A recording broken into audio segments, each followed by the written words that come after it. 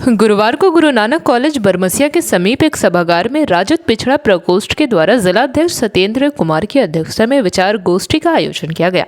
इस मौके पर मुख्य रूप से राजद पिछड़ा प्रकोष्ठ झारखंड के प्रदेश अध्यक्ष सुनील साहू उपस्थित हुए और उन्हें पुष्प गुच्छ देकर स्वागत अभिनंदन किया गया। सुनील साहू ने अपने वक्तव्य में कहा कि महिलाओं को 33% आरक्षण देने के लिए 2023 में ही नारी शक्ति वंदन अधिनियम बिल को सर्वसहमति से पास कर दिया गया था, परंतु आज तक मोदी सरकार ने महिलाओं का 33% आरक्षण लागू नहीं किया और न ही ओबीसी महिलाओं की भागीदारी सुनिश्चित करने पर कोई वक्तव्य दिया। गोष्ठी में प्रदेश अध्यक्ष सुनील साहू, जिला अध्यक्ष सत्येंद्र कुमार, महानगर जिला अध्यक्ष मुमताज कुरैशी, गुलशन खातून, विनोद यादव, अध्यक्ष जिला पिछड़ा प्रकोष्ठ अमित प्रसाद, जिला सचिव धनबाद पिछड़ा प्रकोष्ठ अनिल यादव, प्रदेश सचिव पिछड़ा प्रकोष्ठ मनोज कुमार, मीडिया प्रभारी राधेश्याम यादव, SC/ST ओबीसी मोर्चा के महासचिव गोपाल यादव, महेश यादव समेत सभी उपस्थित वक्ताओं ने संयुक्त रूप से कहा कि राष्ट्रीय जनता दल पिछड़ा प्रकोष्ठ ने यह निर्णय लिया है कि महिलाओं की 33% आरक्षण के तहत ओबीसी महिलाओं की भागीदारी सुनिश्चित कराने के लिए क्रमबद्ध आंदोलन करेगी। साथ ही राजद संगठन को पूरे झारखंड में मजबूत करने पर विस्तार से चर्चा हुई। राजद पिछड़ा प्रकोष्ठ व ओबीसी वर्ग के सैकड़ों लोग इस विचार गोष्ठी में उपस्थित थे।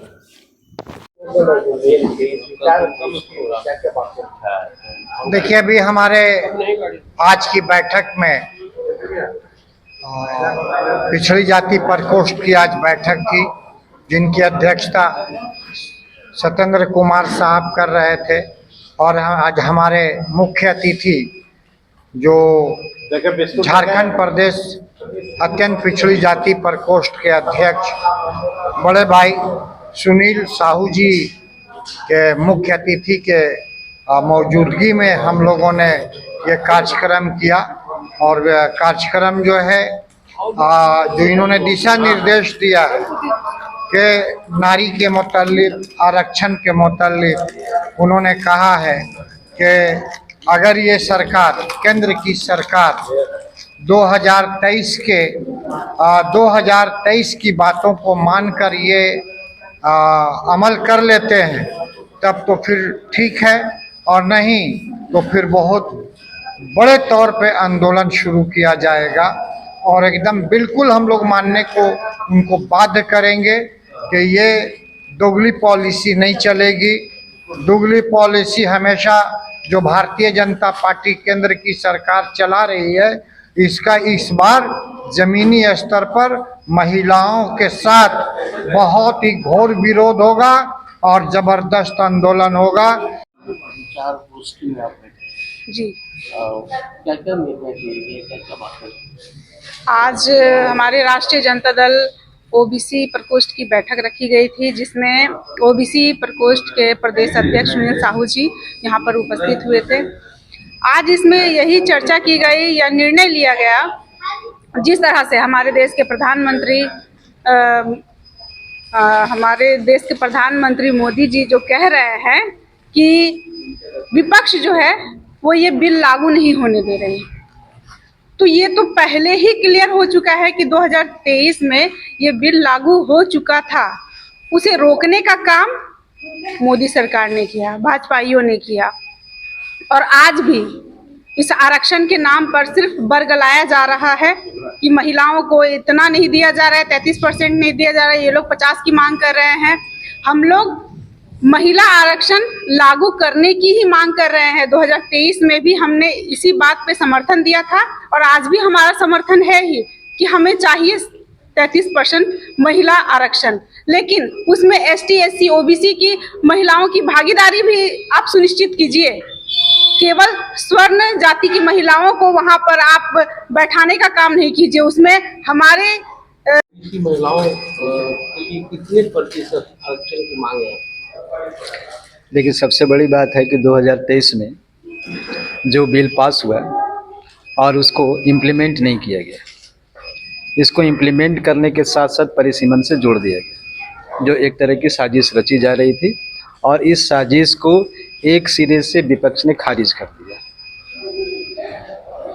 तो महिलाओं का आरक्षण यदि उनको देना ही था तो 2023 में उस वक्त लागू करना था। और आज भी विपक्ष पूरी तरह से अडिग है कि महिलाओं का आरक्षण ओबीसी महिलाओं के साथ आप दें और हम अविलंब आपके साथ हैं, और बिना परिसीमन के। परिसीमन एक साजिश है, और जैसा कि हमारे प्रदेश अध्यक्ष ओबीसी प्रकोष्ठ के सुनील साहू जी ने बताया, उनका सारे जिलों में झारखंड में भ्रमण चल रहा है और इसी मुद्दे पर बातचीत हो रही है, और पूरे भ्रमण के बाद एक रूपरेखा तैयार की जाएगी और इसको चरणबद्ध तरीके से आंदोलन किया जाएगा।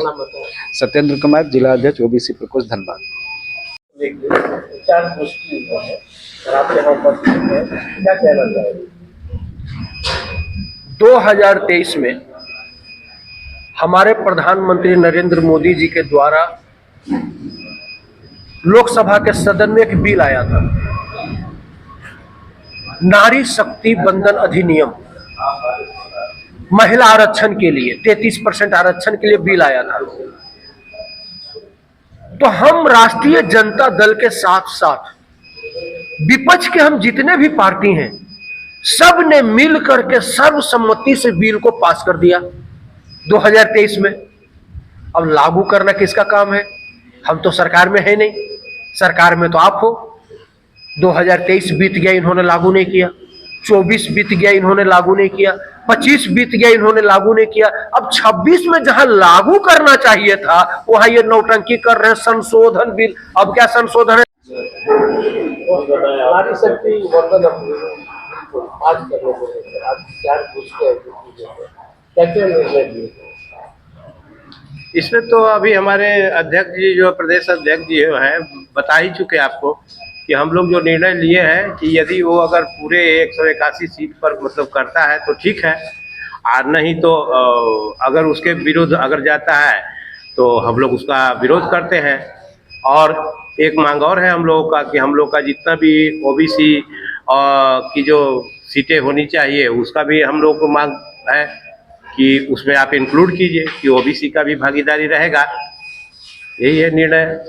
तो आंदोलन कब से करेंगे? जब आंदोलन तो तब होगा कि जब ये जो है इन बातों को या तो माने या तो न माने।